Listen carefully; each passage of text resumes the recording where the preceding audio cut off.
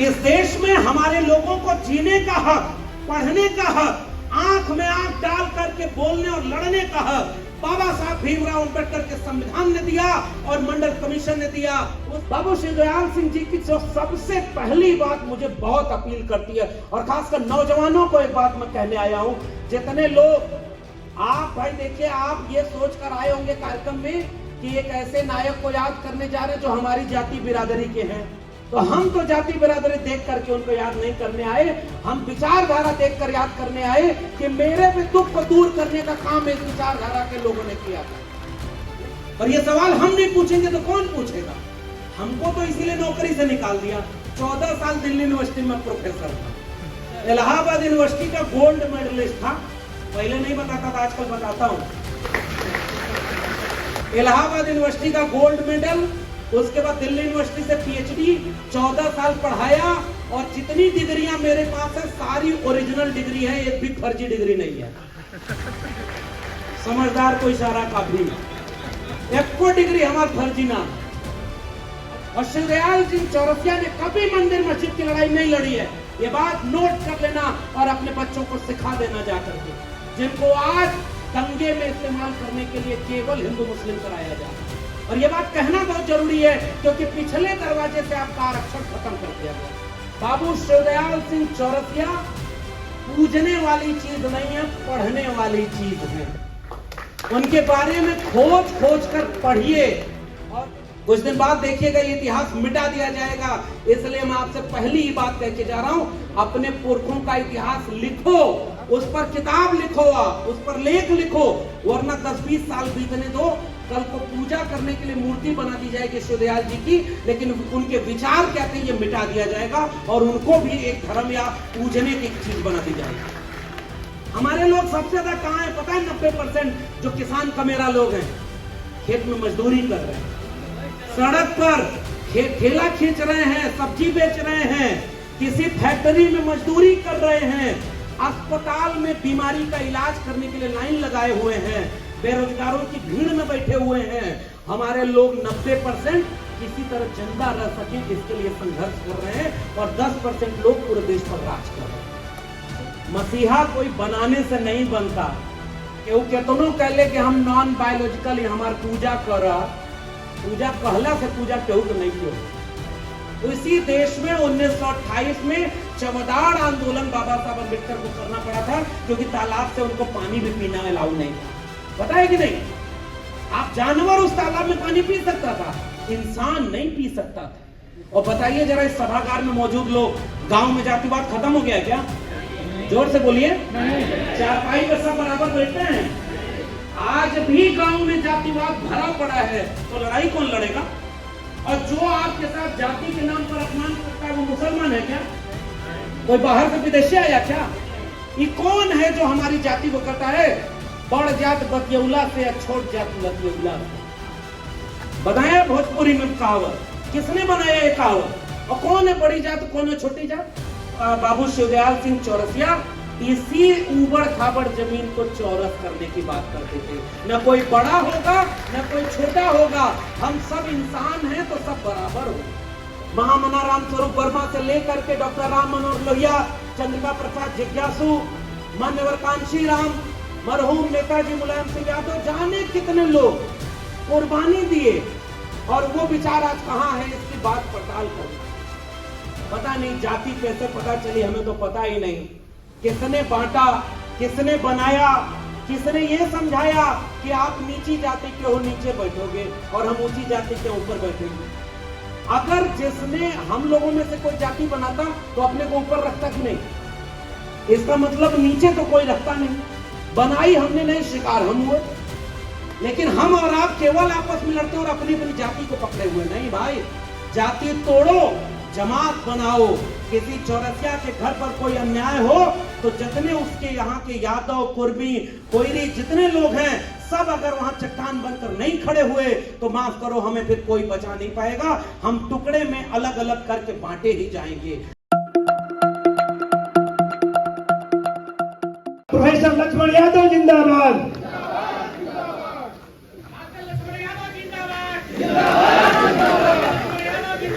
जिंदाबाद जिंदाबाद।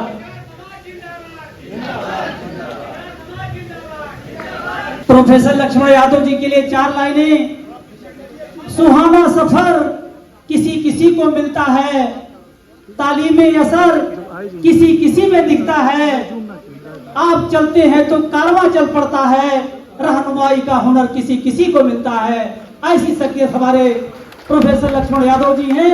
आपका जो है इस सदन में स्वागत है, आपके विचारों को आप सुने। बहुत बहुत धन्यवाद संचालक महोदय।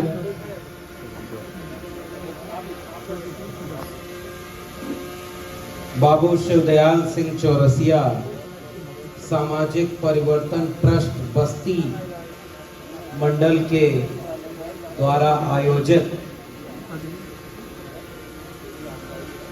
बाबू शिवदयाल सिंह चौरसिया स्मृति दिवस के इस आयोजन में मंच पर बैठे हुए सभी सम्मानित अतिथिगण और मंच के सामने बैठे हुए अति सम्मानित आप सभी लोगों को मेरा क्रांतिकारी जय भीम, जय मंडल, जय संविधान है इंकलाब जिंदाबाद। आज मेरे लिए बहुत बड़ा दिन है। अगर आप चौरसिया समाज से आते हैं और आज के दिन आप बाबू शिवदयाल सिंह चौरसिया जी को याद कर रहे हैं, तो इसका मतलब यह है कि पेड़ की शाखाएं अपनी जड़ों को याद कर रहे हैं। क्योंकि आज भी सारे लोग नहीं जान पाए कि उन्हीं के बीच के, उन्हीं के परिवार के एक शख्स ऐसे भी रहे हैं जिन्होंने इस देश को बनाने में बहुत बड़ा योगदान दिया है। तो उतने जगे हुए लोग और जिंदा लोग यहां पर इकट्ठा हैं और मुझे पता है सुबह से आप लोग बैठे हुए हैं, बहुत सारे लोगों का भाषण सुना आपने, लेकिन आपके इस जज्बे को मैं सलाम करता हूं कि इस वैचारिक कार्यक्रम में, विचार गोष्ठी में आपने अपना कीमती वक्त दिया, अपना काम छोड़कर यहां बैठे हुए हैं। इसके लिए आप सबको बहुत बधाई। लेकिन मेरे लिए ये कितना बड़ा दिन है। आयोजन समिति को मैं इस बात का शुक्रिया अदा करूंगा कि बाबू शिवदयाल सिंह चौरसिया जी को याद करने के लिए मंच पर मुख्य वक्ता बनाया तो डॉक्टर लक्ष्मण यादव को बनाया। मुझे लग रहा है कि यह एकजुटता बाबूजी के विचारों और सपनों का है। इसलिए आज का दिन मेरे लिए बड़ा दिन है। पुराने लोग जो पढ़े लिखे हैं और खासकर नौजवान, मैं आपसे एक दो सवाल अगर करूं और यहीं से बात शुरू करूं। आज इस कार्यक्रम से लौट कर जाइएगा और खोजिएगा कि जिस महानायक को याद करने के लिए आपने पूरा दिन दिया है, आयोजन समिति ने कई दिनों मेहनत की होगी तब यह कार्यक्रम हो पा रहा होगा। जरा खोज कर देखिए उनके बारे में कितना लिखा और पढ़ा गया है। आपको पता है कि आपके अपने इतने बड़े महानायक के ऊपर कितनी किताबें लिखी हुई हैं? किसी को पता है? मुश्किल से 1 या 2 किताब मिले मुझे। मैं बहुत खोजा। मुझे जब इस कार्यक्रम में आना था तो मुझे लगा कि ये एक बहुत बड़ा दिन है मेरे लिए, जिस दिन को हम इस रूप में इस्तेमाल कर सकते हैं कि आप क्या पैगाम देना चाहते हैं और क्या सपना था बाबू शिवदयाल सिंह जी का। तो जिस समाज के लिए उन्होंने संघर्ष किया, उस समाज ने उनके संघर्ष को कितनी जगह दी है। और खासकर पढ़े लिखे लोगों से मेरा सवाल है, जिनको शिक्षा नहीं मिली, जिन्होंने कुछ लिखना पढ़ना नहीं करा अपने जीवन में, जिनको मौका ही नहीं मिला। बाकी बहुत बड़ा समाज तो हैंड टू माउथ है। वो दिन भर अगर काम नहीं करेगा तो शाम को चूल्हा जलेगा या नहीं, उस समाज से मेरी शिकायत नहीं है। मेरी शिकायत या सवाल उस समाज से है जिसे मौका मिला पढ़ने का और यह पहचानने का कि बाबू शिवदयाल सिंह चौरसिया थे कौन। और पूछिए, मेरे पास एक किताब मिली सुरेंद्र पाल चौरसिया जी ने लिखी है। राष्ट्रव्यापी पिछड़ा वर्ग आंदोलन के जनक डॉक्टर शिवदयाल सिंह चौरसिया। तो मैं इस बात के लिए सुरेंद्र पाल चौरसिया जी को बधाई दूंगा कि उन्होंने एक किताब लिखी और एक पतली सी किताब और है, जिससे बहुत पहले मैंने एक वीडियो बनाई थी। और उस वीडियो में मैंने जब ये पढ़ा, जाना, समझा कि हमारे लोगों को तो बताया ही नहीं गया कि शिवदयाल सिंह चौरसिया जैसे लोग क्या थे। उस वीडियो में मैंने पढ़ा उस पतली सी किताब से। 2 या 3 किताबें और हैं जो आज की तारीख में आप खोजने जाएंगे तो शायद नहीं मिलेंगे। तो केवल जिंदाबाद अमर रहे का नारा लगाने से कोई बहुत महान नहीं बनता। कुछ दिन बाद आने वाली पीढ़ी भूल जाएगी। आज वक्त ऐसे लोगों का है कि जो पैदा भी नहीं हुए उनको भी अमर कर दिया गया किताब लिख करके। समझदार को इशारा काफी है। जिनका इतिहास ही नहीं है, जिनका पता ही नहीं है कि वो थे नहीं थे, क्या किया क्या नहीं किया पता ही नहीं, और कैसी कैसी कहानी गढ़ के अमर बना दिया। आपके बच्चे भी पैदा होंगे तो पहले उनको जपेंगे। और जिन्होंने आपके बच्चों के भविष्य बनाने का बीड़ा उठाया, बाबू शिवदयाल सिंह जी के बारे में कितना लोग जानते हैं? ये पहला सवाल अपने आप से हमें पूछना है और अपने समाज से पूछना है। मेरा नाम शिवदयाल चौरसिया है और मैं धर्म और समाज की जमीन को चौरस करके ही मरूंगा। क्या वाक्य था साहब, और क्या मिशन और क्या एजेंडा था। चौरस क्यों करने की बात? हमारे मैं भोजपुरी इलाके का, आजमगढ़ मेरा घर है, तो आप अपनी बोली और मिट्टी में आप जानते हैं कि चौरस किसको किया जाता है? जहां उबड़ खाबड़ होता है वहां पर पहले के जमाने में बुलडोजर चला के साफ किया जाता था, बराबर किया जाता था। आजकल बुलडोजर कहीं और चलाया जा रहा था। सुप्रीम कोर्ट को कहना पड़ा कि नहीं भाई कानून से चलो, कहा ना सुप्रीम कोर्ट ने। और किसके घर पर चल रहा था? अभी राजनीतिक मंच नहीं, इसलिए उधर कोई बात कहूंगा नहीं, लेकिन इशारे में वो बात करनी जरूरी है जिससे आज हमारा प्रभावित होता है। तो शिवदयाल सिंह जी क्यों कह रहे थे कि मेरा नाम शिवदयाल चौरसिया है और मैं जमीन को चौरस करना चाहता हूं? इसका मतलब उबड़ खाबड़ थी जमीन, उस जमीन में किसी ने बांट दिया था कि हम सबसे श्रेष्ठ हैं, इसलिए हम खटिया पर बैठेंगे और तुम सारे लोग नीचे हो, इसलिए जमीन पर बैठना, हमारे बगल में चारपाई पर भी मत बैठ जाना। और इस बात को समझिएगा, मैं केवल वैचारिक बात करने आपके बीच में आया हूं।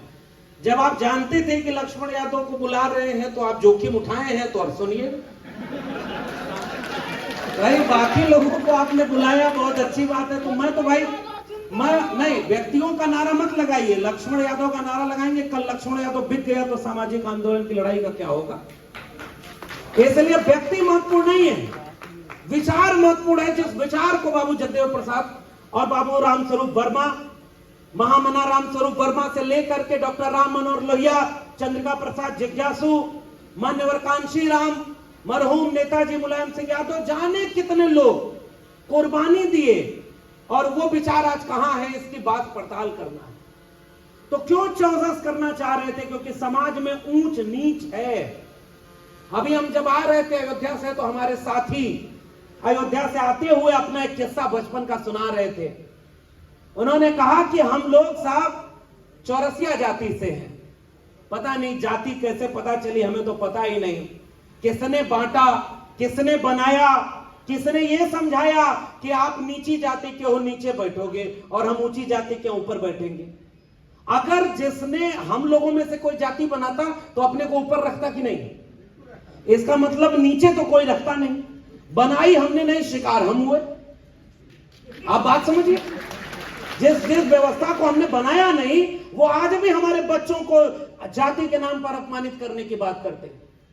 बाबू शिवदयाल सिंह जी की जो सबसे पहली बात मुझे बहुत अपील करती है, और खासकर नौजवानों को एक बात मैं कहने आया हूं।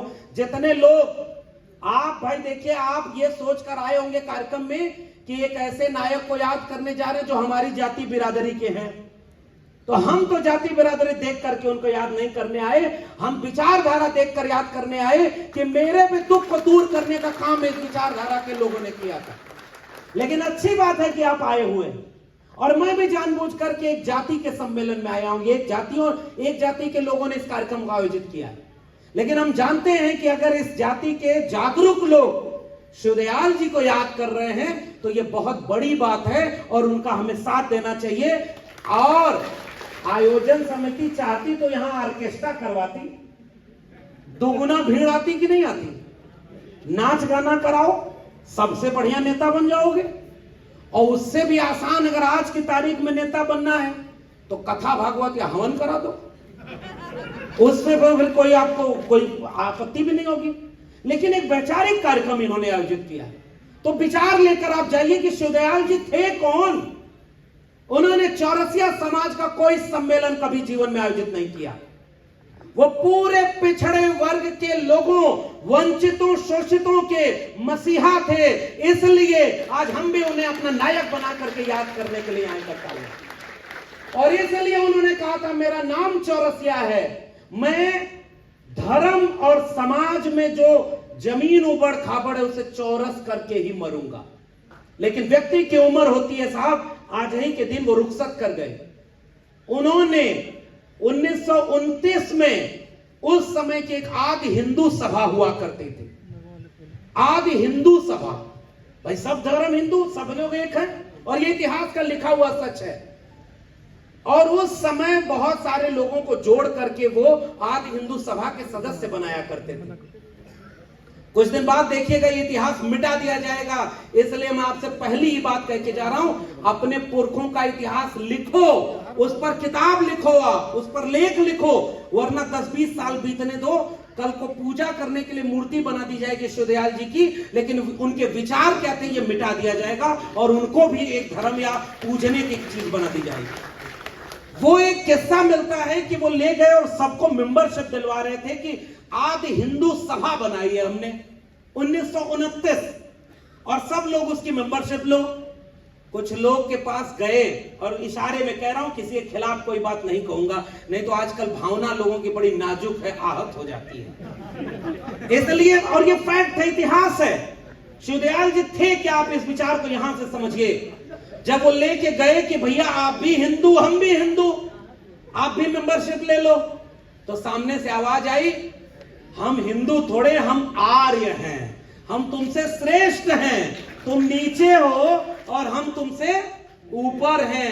वापस लौटते हुए चौरसिया जी ने वो पूरा मुहिम खत्म की, बंद किया, और बैकवर्ड क्लासेस लीग बनाया। कि पहले तो हमको लग रहा था, हम समझते थे कि तुम भी हिंदू, हम भी हिंदू, लेकिन तुम तो हमें जातियों में बांट रहे हो, तो अब जाओ, अब धर्म की लड़ाई हम नहीं लड़ेंगे, हमारी लड़ाई इस देश के वंचितों, शोषितों, गरीब, कमजोर, पिछड़े, दलित और इन लोगों को सत्ता के मुकाम तक पहुंचानी हमारी लड़ाई होगी। और उन्होंने एक नया संगठन बनाया जिसका नाम था बैकवर्ड क्लासेस लीग, और उसी बैकवर्ड क्लासेस लीग के संघर्षों की वजह से हम जैसे लोग यहां पहुंच पाए। इस इतिहास को जानना बहुत जरूरी है। आजकल धर्म के नाम पर मूर्ख बनाने का काम चल रहा है, यह बात तो कहनी पड़ेगी। हम जिस विचारधारा को जानते हैं, इसी धरती में पैदा हुए महात्मा कबीर, यहीं से गोरखपुर की तरफ जाइए, उनका कबीर स्थल मिलेगा कि मोको कहां ढूंढे रे बंदे, मैं तो तेरे पास में।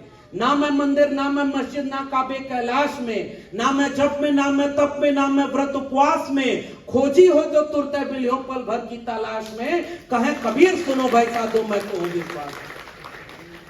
जिसको भी भगवान को मानना होता था, देवी देवता को मानना होता था, वो दिल में मानता था। हर धर्म के मानने वाले अपना धर्म पूछते थे, अपने धर्म को मानते थे। आजकल नया ट्रेंड चल रहा है, धर्म को धर्म से लड़ाते रहो और आपके बच्चों की शिक्षा स्कूल कॉलेज बेचते रहो। पीछे से क्या हो रहा है?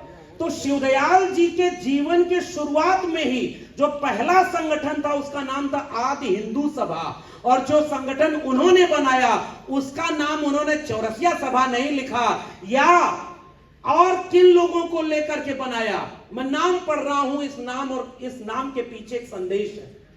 बैकवर्ड क्लासेस लीग, पिछड़े वर्ग के लोगों के लिए उन्होंने सम्मेलन का नाम दिया और अपने सहयोगी क्या बनाए। ध्यान से इस नाम को समझिएगा। पहले सहयोगी एडवोकेट गौरी शंकर पाल, दूसरे सहयोगी रामचरण मल्लाह, तीसरे सहयोगी बदरू राम रसिक, चौथे सहयोगी महादेव प्रसाद धानुक, पांचवें सहयोगी छंगालाल बहेलिया, और उसके बाद सहयोगी का नाम जो सबसे बड़ा नाम चंद्रिका प्रसाद जिज्ञासु, और उसके बाद रामचंद्र बनौत, और बाद के दिनों में बैकवर्ड आंदोलन और किसान आंदोलन मिला और स्वामी अछूतानंद उनके आंदोलन से जुड़े और बैकवर्ड क्लास को हक और अधिकार दिलाने की लड़ाई को इस लीग के माध्यम से लड़ा गया था। आजकल भी बहुत सारे लोग कहते हैं हम भी ओबीसी, और बड़ी बड़ी कुर्सी पर बैठे हैं।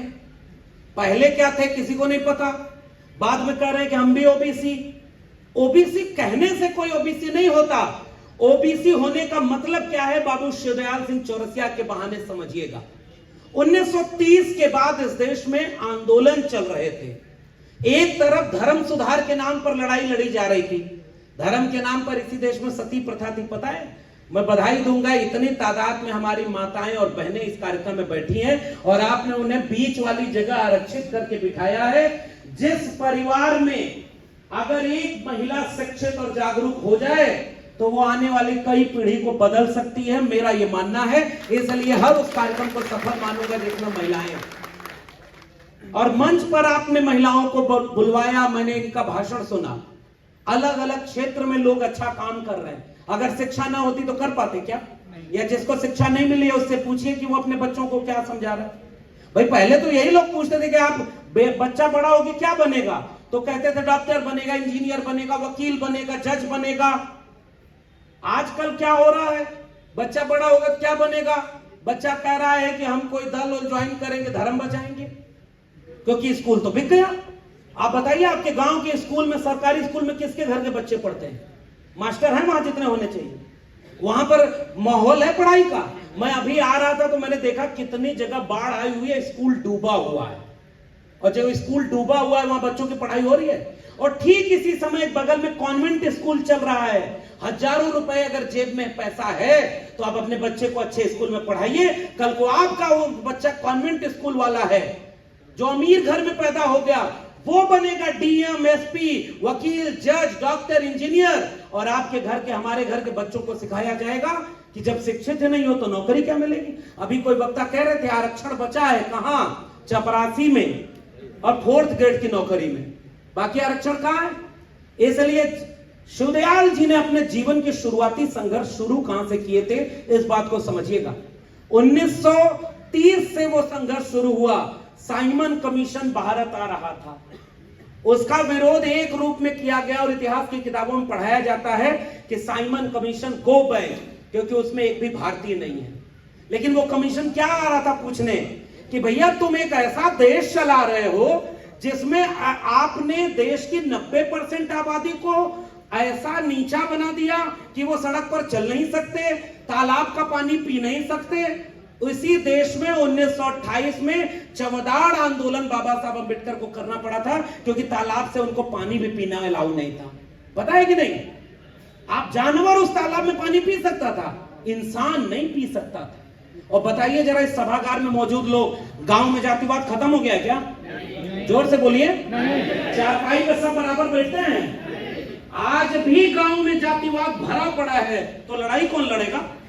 और जो आपके साथ जाति के नाम पर अपमान करता है वो मुसलमान है क्या? कोई बाहर से विदेशी आया क्या? ये कौन है जो हमारी जाति को कहता है बड़ जात बतियौला से या छोट जात लतियौला से? बनाया भोजपुरी में कहावत, किसने बनाया ये कहावत? और कौन है बड़ी जात, कौन है छोटी जात? बाबू शिवदयाल सिंह चौरसिया इसी उबड़ खाबड़ जमीन को चौरस करने की बात करते थे। न कोई बड़ा होगा न कोई छोटा होगा, हम सब इंसान हैं तो सब बराबर होंगे। बताइए ये लड़ाई बराबरी की है कि नहीं? आरक्षण की लड़ाई के लिए साइमन कमीशन के सामने वो प्रस्ताव दे रहे थे कि हमारे लोग गांव में जानवर से बदतर की जिंदगी रहने के लिए मजबूर कर दी जाए। उसके बाद वो लड़ाई जब आगे बढ़ी, चाहे वो साइमन कमीशन की लड़ाई हो या उसके बाद 1940 से 48 तक की लड़ाई हो, भारत आजाद हुआ तब आरक्षण के लिए वो लड़ाई लड़ने का काम बाबू शिवदयाल सिंह जी ने किया था। और वो आरक्षण आज छीन लिया गया, आपको पता ही नहीं चला। जोर से नारा लगाते हैं हम लोग बाबा साहब अंबेडकर को, बिरसा मुंडा को, महात्मा फूले को, शिवदयाल सिंह चौरसिया को, कि सबको हम याद कर रहे हैं। और आरक्षण कहां है जो लड़ करके वो हमको दिए थे? आरक्षण कहीं बचा है? नहीं। आज आरक्षण केवल नाम मात्र का बचा है, हर जगह लेटरल एंट्री आ गई है। और इसीलिए अभी हमारे कुछ पूर्व के एक वक्ता ने पूछा कि बताइए चौरसिया समाज के कितने लोग, कितने थानों पर सीओ हैं, कितने थानों पर थानाध्यक्ष हैं, कितने जिले में डीएम हैं, एसपी हैं। आजकल तो भाई ओबीसी को यह समझा दिया गया तुम्हारा सारा हक तो यादवों ने हड़प लिया है। अब आजकल कौन हड़प लिया है?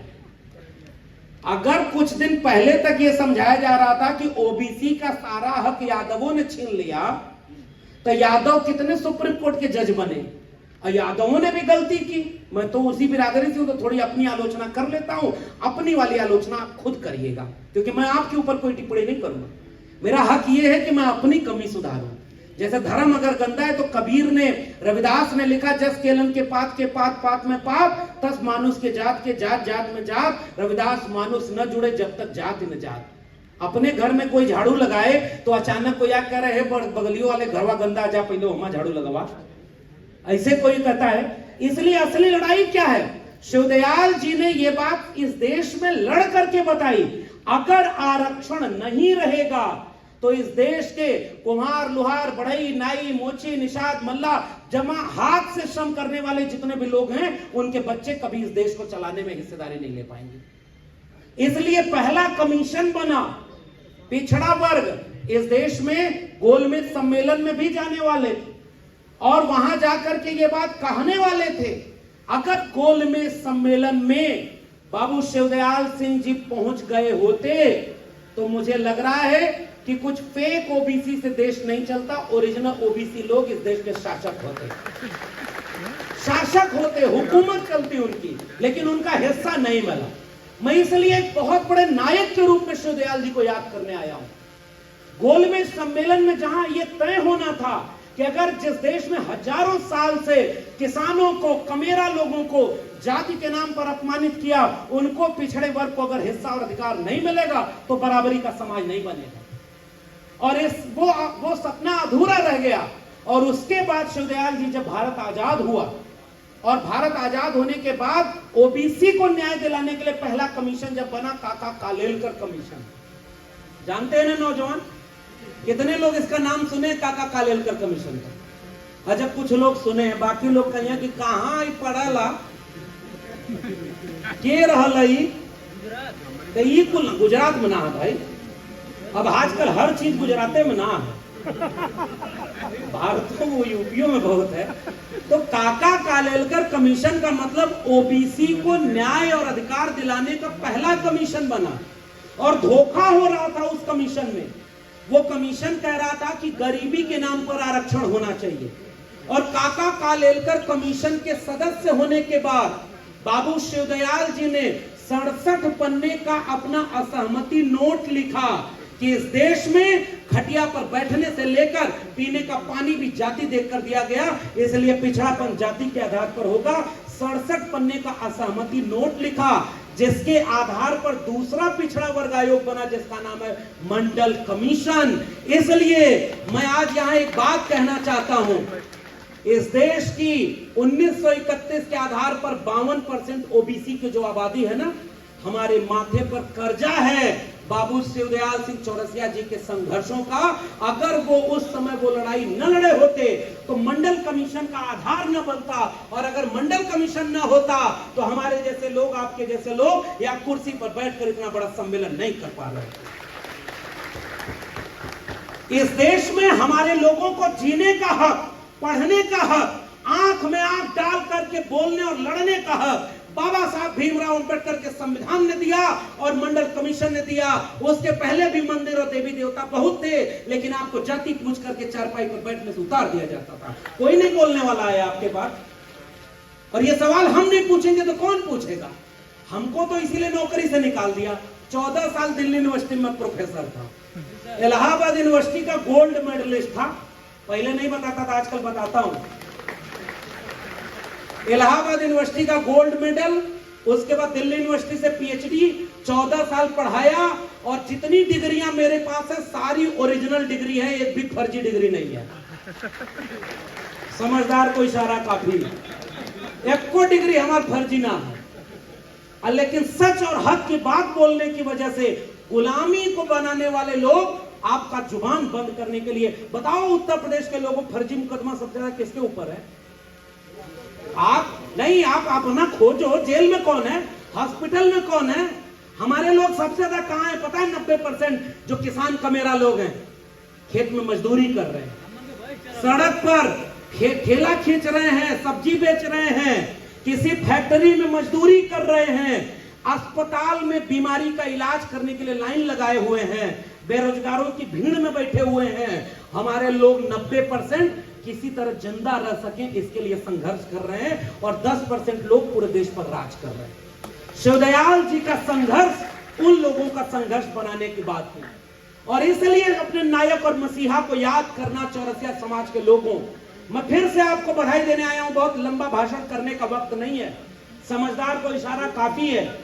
जिन नायकों को हम याद कर रहे हैं ना, फूल और माला दे करके, अगर वो न रहते तो हाँ, चौरसिया समाज छोड़िए, चंद्रिका प्रसाद जिज्ञासु और तमाम लोग जो ओबीसी समाज के थे वो बाबू शिवदयाल जी के साथ जुड़े हुए थे, और अर्जक संघ जो बाद में यही बस्ती के तमाम लोगों ने हमें मैसेज किया, पता है बहुत जरूरी बात है, कहना जरूरी है।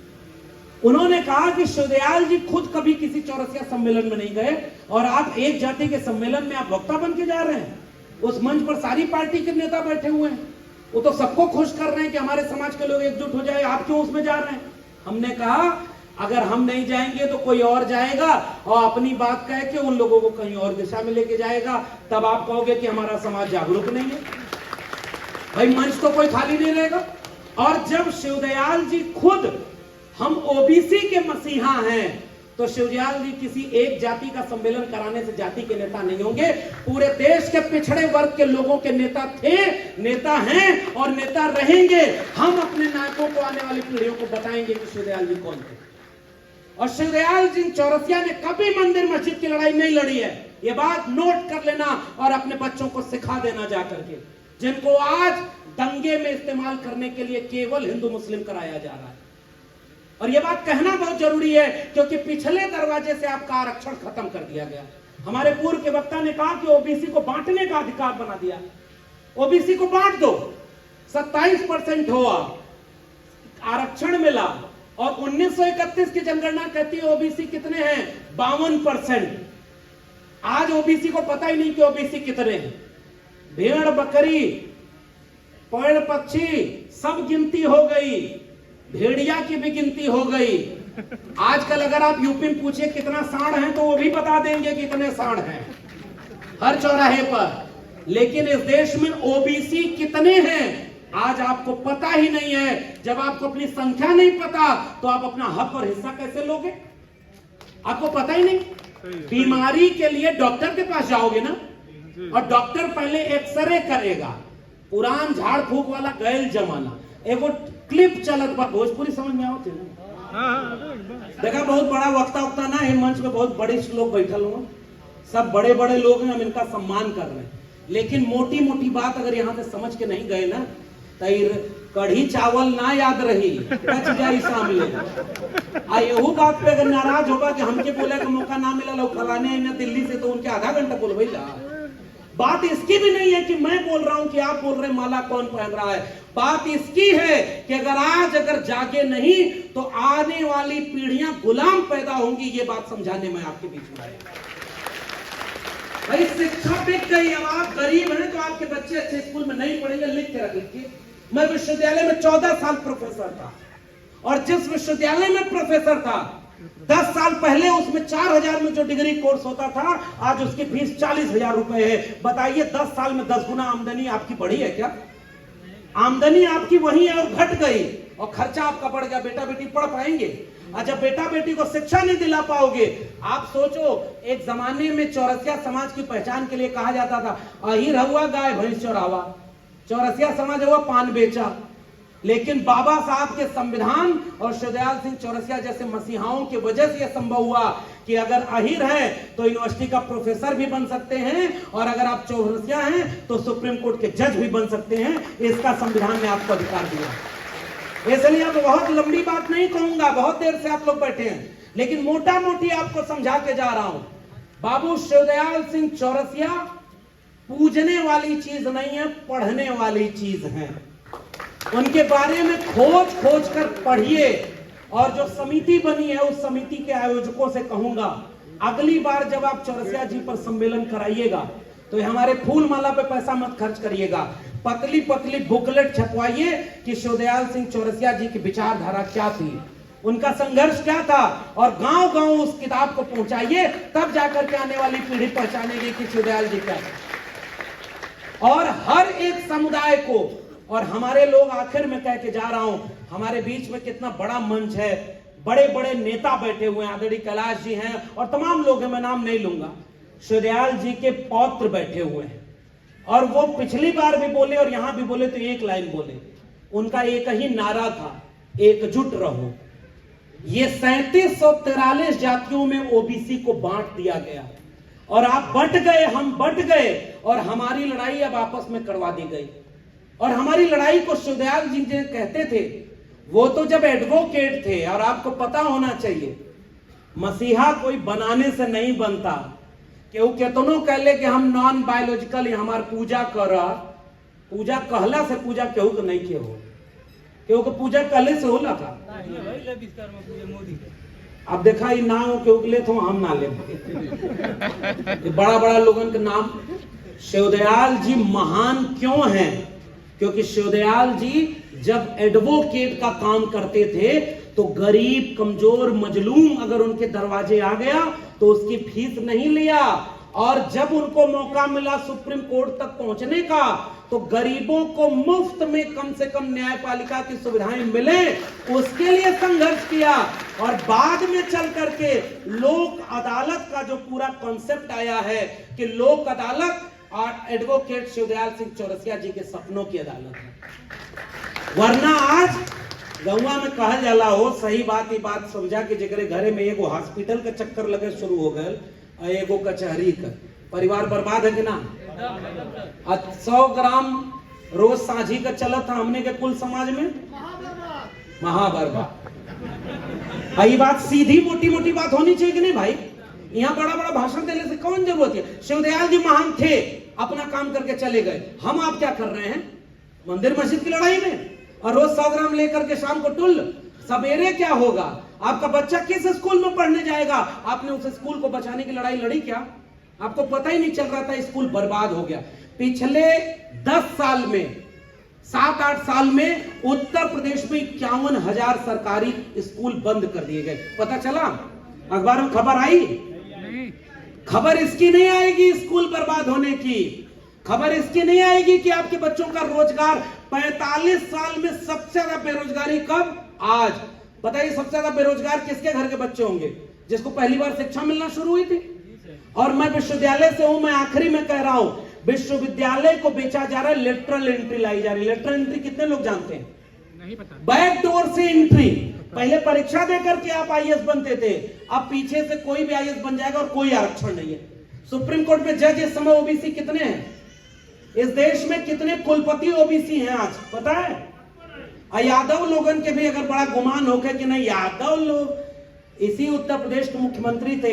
ये आखिर में एक किस्सा पुराना बता के जा रहा हूं, नई पीढ़ी के नौजवानों इसको याद रखना।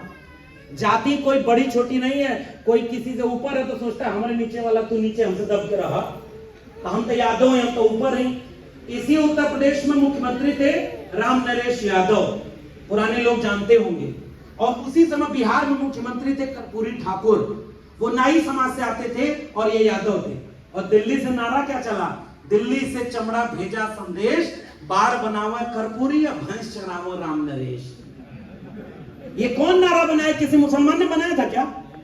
और रोज तो के समझाओ कि तुम्हारे दुश्मन के उनसे लड़ाई किया काहे भैया, कौन जमीन कब्जा कैले हूं और कौन आरक्षण तो और खत्म करता हूं, और संविधान पर सबसे बड़ा खतरा कौन बन के आया। अरे भाई कानून है ना इस देश में, अपराधी की कोई जाति नहीं होती, लेकिन आजकल यादव लोगों के पता चला था अपराधी की जाति देख करके गोली मार के एनकाउंटर हो जा रहा है, और उससे ज्यादा कहने की जरूरत नहीं है। इतिहास में आपका अपमान हुआ, और ज्यादा दूर क्या है, ऐसे उत्तर प्रदेश में 2017 में अखिलेश यादव जी मुख्यमंत्री थे, पढ़े लिखे थे, डिग्री में सब ओरिजिनल थी, और घर गंगा जल से धुलवाया गया। इसलिए अपमान, मैं यादव हूं तो मैं आपसे ऊपर हूं, और कल को कोई और आएगा वो कहेगा चौरसिया इनसे ऊपर है, वर्मा से ऊपर है। अरे ये ऊपर नीचे ही सब बर्बाद किया है, इसीलिए चौरसिया साहब चौरस करने की बात कह के गए हैं। एक फार्मूला यहां से लेकर के घर जाइएगा, कोई बड़ा छोटा नहीं।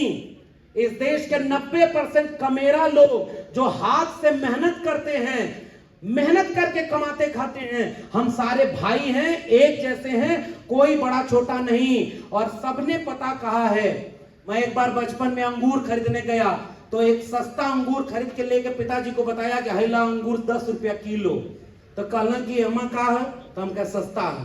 दूसर का काहे नहीं ले आए, तो हम कहे महंगा था, कहे कितना, तो हमने कहा 20 रुपए किलो, तो कहे कि काहे महंगा था, हमने कहा अंगूरवा एक था, वो गुच्छे में था और ये टूटा टूटा अलग अलग था। पिताजी बोले कुछ समझे, मैंने कहा नहीं, तो उन्होंने कहा कि अगर गुच्छे में रहोगे, एक रहोगे तो हमेशा औकात ज्यादा रहेगी, अगर टूट के बिखर गए तो औने पौने दाम पर खरीदोगे। खबरदार रहिएगा। कर्पूरी ठाकुर जी जब रैली करने जाते थे तो एक नारा लगाते थे, और आपने भी सुना है, उठ जाग मुसाफिर भोर भई, अब रैन कहां जो सोबत है, जो सोबत है वो खोबत है, जो जागत है सो पावत है। इसलिए बाबू शिवदयाल सिंह चौरसिया को याद करना इसलिए जरूरी है कि उनके ऊपर आज भी मुझे किताब नहीं मिली। साल भर बाद अगला सम्मेलन जब ये समिति कराए, आप आकर के आपस में एक दूसरे से पूछिएगा, किसी ने कोई लेख लिखा क्या नई पीढ़ी का नौजवान। हमारे साथी अयोध्या से आ रहे थे तो उन्होंने कहा कि अरे लेख हो लिख के छोड़ा, जो उन्हें IAS OAS बन जाता हूँ, ब्याह कर लेता हूँ कहीं और, अपने समाज में लौट के होते नहीं है कि नहीं बीमारी। जो थोड़ा सा ऊपर उठ गया वो अपने को समाज से कटा हुआ बताता है। हमनियों यहाँ कुछ प्रोफेसर है ना जो के नमुआ में कुमार लगला, और जब तोरे यहाँ ये कहीं हम हुए हैं जो तू हुआ, और जब उधर जी कहीं अरे उधर कहाँ, हम तो ऊंची जाति थे। यह अपमान किसने भरा? इसलिए समाजवादियों का नारा था, दो बातें हैं मोटी मोटी, हमें चाहिए इज्जत रोटी। हमारी लड़ाई इज्जत और रोटी की लड़ाई थी, हमारी लड़ाई और किसी मजहब की धर्म की लड़ाई नहीं थी। शिवदयाल जी एक मशाल जलाकर चले गए, इसलिए कि उनका समाज यही खोजेगा कि हमारे यहाँ 4 IAS केवल हैं। क्यों भाई? क्योंकि आप अपने बच्चों को पढ़ाने के लिए भेजते नहीं। आप भूखे रहना, प्यासे रहना, मेरे समाज के मेरे लोगों, एक कपड़ा कम पहनना, एक रोटी कम खाना, और किसी को दान दक्षिणा मत देना, उस पैसे से अपने बेटा बेटी को शिक्षा देना, तभी आपका बेटा बेटी आने वाले समय में गुलामी दूर कर पाएगा, वरना मानसिक गुलाम पैदा होगा। इसलिए मैं आपसे कहने आया हूं, शिवदयाल जी वैज्ञानिक चेतना को बढ़ाने का काम करते थे, अंधविश्वास और पाखंड से दूर करने का काम करते थे। इकुल कहिया बतिएबा यार, जहिया त्योहार आवाला वहिया कोनो देवी देवता नाराज न हो जाए। आप दिल में जिसको मानते हैं मानिए, लेकिन आप एकजुट हो जाइए। मैं यही पैगाम आपके लिए लेकर आया हूं, और ये मेरा पैगाम नहीं है, ये बाबू शिवदयाल सिंह चौरसिया जी का पैगाम।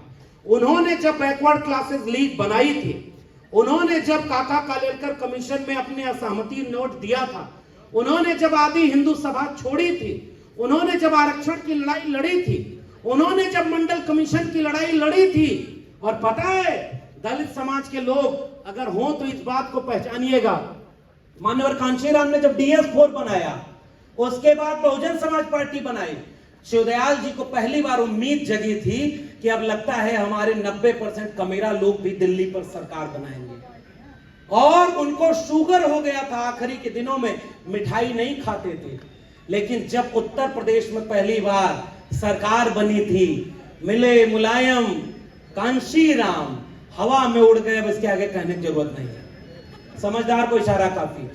बाबू शिवदयाल जी DS4 और बाम सेब की लड़ाई में पहली बार मिठाई खाए थे कि मेरे 90% कमीरा लोग इस देश की हुकूमत कब करेंगे। और आज केवल आखिरी वाक्य कह रहा हूं, जितना हासिल है पुरखों की कुर्बानी से वही बचा लीजिए, तब भी माने जाएंगे कि नालायक पीढ़ी हम नहीं है, वरना हमारे हाथ से सब कुछ छीना जा रहा है। और यही उत्तर प्रदेश वाले बचाए न होते तो अब की 400 पार लेके संविधान बदलने वाला था। बताइए झूठ की सच, बताइए झूठ की सच। और संविधान पर खतरा कौन बना है और संविधान से सबसे ज्यादा फायदा किसको हुआ है? हम लोगों को हुआ है कि हमारी कुर्सियां बराबर में लगने लगी है और हम सब बराबर रहेंगे। आने वाले दिनों में एक ही पैगाम शिवदयाल जी का है, आरक्षण दर्द की दवा है, बीमारी का इलाज नहीं है। बीमारी कैसे खत्म होगी? रोटी बेटी का संबंध। हमारे लोग कहां रोटी बेटी का संबंध कर पाते? हमारे लोग तो ओबीसी में भी, अगर आप बड़े हैं और उनको भी गाली दी, कौन गाली दी? अहिर गड़ेरिया कुर्मी चोर धर सारे का टंगरी तोड़। ये हंसने वाली बात नहीं है, सोचने वाली बात है कि गाली बनाया कौन था। मैं ये बात आपको सवाल की तरह से कहते जा रहा हूं। हमारा अहिर सबसे पहले है और हम यादों ये हमारी बात हम कह सकेला, बाकी आप लोग अपने समझिए। ये जातियों के नाम पर गाली कौन बनाया भाई? तो जिसने गाली बनाई वो आपके बच्चों को शिक्षा देगा क्या? रोजगार देगा क्या? और हम और आप जब एक होंगे तो कोई एक होने देगा क्या? यह कार्यक्रम खत्म हुई और भड़कावे वाले तुरंत बहने से सक्रिय हो जाएंगे। लगत भाई कार्यक्रम कोनो पॉलिटिकल एजेंडा के तहत रहा नहीं। राजनीति की कुर्सी आज है किसी और के हाथ में, कल किसी और के हाथ में चली जाएगी। समाज की कुर्सी हमारे हाथ में है। हम एक भाईचारा अगर मिलाएंगे तभी हम एक समाज जिंदा बनाएंगे। एकजुट होने की जरूरत है। ओबीसी के नाम पर एकजुट हो सकते हैं तो ओबीसी के नाम पर एकजुट होइएगा। बहुजन के नाम पर हो सकते हैं, पीडीए के नाम पर हो सकते हैं, वंचित शोषित के नाम पर, जो शिवदयाल जी का प्यारा शब्द था वंचित शोषित। हम मूल निवासी हैं इस देश के, अगर उस हिसाब से 90% एक हो जाइएगा, वरना एक होने का मौका नहीं मिलेगा। मैं आखिर में एक बात कहता हूं कि जंगल में आग लगी और सारी चिड़िया एक दूसरे से देख रही थी कि इतनी बड़ी आग लगी है, ये कैसे बुझेगी? एगो चिड़िया अपने चोंच के पानी ले जा करके आग पर बुझाती थी। बाकी चिड़िया हंस रही थी कि तुम्हारे चोंच के एक बूंद पानी से जंगल की आग बुझ जाएगी। उस चिड़िया ने जो जवाब दिया वो मेरा जवाब आपको ये आखिरी वाक्य की तरह है। उस चिड़िया ने कहा कि मुझे पता है मेरे चोंच के एक बूंद पानी से जंगल की आग नहीं बुझेगी, मगर जब इस जंगल की आग का इतिहास लिखा जा रहा था कि जब धर्म के नाम पर लोग लड़ा रहे थे, शिक्षा बेच रहे थे, बेरोजगारी बना रहे थे, हमारे लोगों को आपस में लड़वा रहे थे, और ऐसी आग जब लग रही थी तो तुम क्या कर रहे थे? तो मेरा नाम उस आग लगाने वालों में नहीं, आग बुझाने वालों में शामिल होगा। इसलिए मैं आपके बीच में ये बात कह के आया हूं कि यार मक्तल से बहरहाल गुजरना होगा, यार मक्तल से बहरहाल गुजरना होगा। आपके सामने एक बेरोजगार प्रोफेसर खड़ा है, एगो किताब लिखा प्रोफेसर की डायरी मिलिएगा तो मिली कहीं तो पढ़िएगा, लगल होकर तो खरीद के पढ़िए। और किसी को अगर दान दक्षिणा देना हो तो किताब का दान किया करिए। मैं आपको एक फार्मूला देकर जा रहा हूं, किताब दान में दीजिए। पढ़ो भाई, मंडल कमीशन पढ़ो, शिवदयाल जी के बारे में पढ़ो, महामना रामस्वरूप वर्मा के बारे में पढ़ो, चंद्रिका प्रसाद जिज्ञासु को पढ़ो, पेरियार ललई सिंह यादव को पढ़ो और तमाम आंदोलन को पढ़ो जिसकी वजह से हमको बराबरी का हक मिला है। किताब दान करिए और कुछ दान करने की जरूरत नहीं। एक दान सबसे बड़ा है, किताब, ज्ञान, विचार। और इसलिए मैं कह के जा रहा हूं आपके सामने एक बेरोजगार प्रोफेसर, हमको भी मन होता कि हमारी नौकरी रह तो कितना अच्छा रहा, लेकिन उन्होंने सोचा कि नौकरी से निकाल देंगे, चुप हो जाएगा। अब हम फ्री हो गए नहीं। पहले ये हम सोचे थे कि जुल्म के साये में लब खोलेगा कौन, और हम भी चुप रहे तो फिर बोलेगा भाई। हम नहीं बोलेंगे, हमको तो पढ़ने लिखने का मौका मिल गया ना भाई। भाई कुर्ता पजामा पहन कर माला पहन रहे हैं तो केवल इसीलिए कि जय जयकारा लगा के चले जाएं। अब कल को आने वाली पीढ़ी का भविष्य बचाने की लड़ाई कौन लड़ेगा? शिवदयाल जी के पढ़ाई, किताब की पढ़ाई कौन करेगा?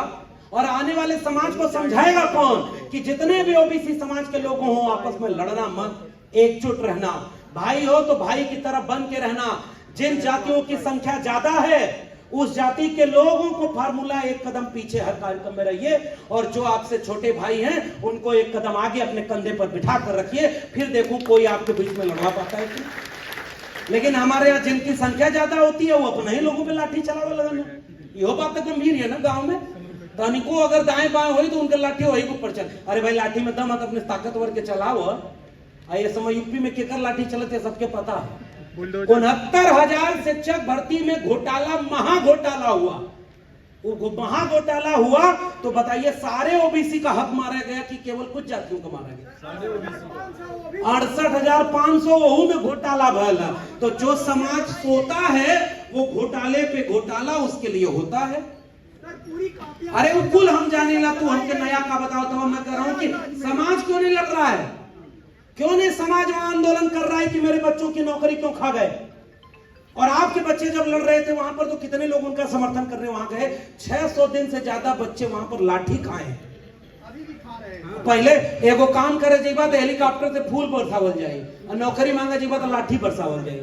समझदार के इशारा काफी। इसलिए मोटा मोटी बात सीधी, हमें अपनी कमी ढूंढनी है। मैं इस मंच पे खड़े होकर दूसरे कमी गिनाऊं? हमें ये देखना है कि हमसे गलती कहां हो रही है। इसलिए मैं कह के जा रहा हूं, हमारा ये मंच और ये माला का कोई मतलब नहीं रहेगा। फिर भी मैं धन्यवाद कर रहा हूं पूरी आयोजन समिति का कि आपने मुझे बुलाया और सम्मान दिया। लेकिन मेरे लोगों, यूपी के लोगों, इसी लखनऊ के शिवदयाल जी थे, यूपी बिहार ही पूरे देश को बचाया है। अगर इस देश के ओबीसी जाग जाएं, अंधविश्वास और पाखंड से बच जाएं, शिक्षा की तरफ चले जाएं और अपने महापुरुषों को पढ़ाएं और पढ़ें, उनको कोई गुलाम नहीं बना पाएगा। लेकिन अगर ये काम नहीं किए तो लिख के रख लेना, 25 साल बाद हमारे और आपके बच्चे मानसिक रूप से गुलाम पैदा होंगे। ये कड़वी बात कह के जा रहा हूं, और इसलिए थोड़ा जोखिम हमें उठाना होगा। हमको भी पता है यहां से बाई रोड जब जाते हैं तो कितने लोगों के निशाने पर हम रहते हैं, कौन क्या कर सकता है ये आप भी जानते हो। लेकिन जान जोखिम में लेकर वो सच बोल रहा हूं जो मेरे मुल्क के अखबार अब नहीं लिखते। अब अखबार में हमारे आपके बच्चों का दर्द नहीं होता, लेकिन हम और आप केवल आपस में लड़ते और अपनी अपनी जाति को पकड़े हुए। नहीं भाई, जाति तोड़ो, जमात बनाओ। किसी चौरसिया के घर पर कोई अन्याय हो तो जितने उसके यहाँ के यादव, कुर्मी, कोयरी जितने लोग हैं, सब अगर वहां चट्टान बनकर नहीं खड़े हुए तो माफ करो, हमें फिर कोई बचा नहीं पाएगा। हम टुकड़े में अलग अलग करके बांटे ही जाएंगे। जलते घर को देखने वालों, फूस का छप्पर आपका है, आग के पीछे तेज हवा है, आगे मुकद्दर आपका है। उनके कत्ल पे मैं भी चुप था, मेरा नंबर अब आया, मेरे कत्ल पे आप भी चुप हो, अगला नंबर आपका है। एकजुट रहिएगा, एक रहिएगा, और जहां जुड़ने का मौका मिले वहां जुड़िएगा। एक दूसरे के सुख और दुख में साझेदार बनिए। यार मक्तल से बहरहाल गुजरना होगा, बच गए हम तो किसी और को मरना होगा। अगली पीढ़ियों को बर्बादी से बचाने के लिए जो भी करना है इसी पीढ़ी को करना होगा। यही बात कह के मैं आपसे केवल एक गुजारिश कर रहा हूं कि मैं साल भर बाद मिलूं तो शिवदयाल जी पर कम से कम 4-5 किताबें लिखना। जितने नौजवान यहां पर वो हाथ उठाओ, वादा करते हो कि नहीं? कम से कम किताब अगर नहीं लिख पाओ तो जितना शिवदयाल जी ने लिखा है और जो संघर्ष किया है उसको गांव-गांव उसको पहुंचाने का काम करेंगे कि नहीं करेंगे? आप उनके विचारों को गांव-गांव ले जाने का काम करेंगे कि नहीं करेंगे? और नहीं तो उनकर फूल माला वहीं पे चढ़ावल जाए और उसके बाद उनका पूरा समाज किसी अंधविश्वास में ढकेल दिया जाएगा। इसलिए पढ़ाई, लिखाई और लड़ाई, यही आज का नया फार्मूला है।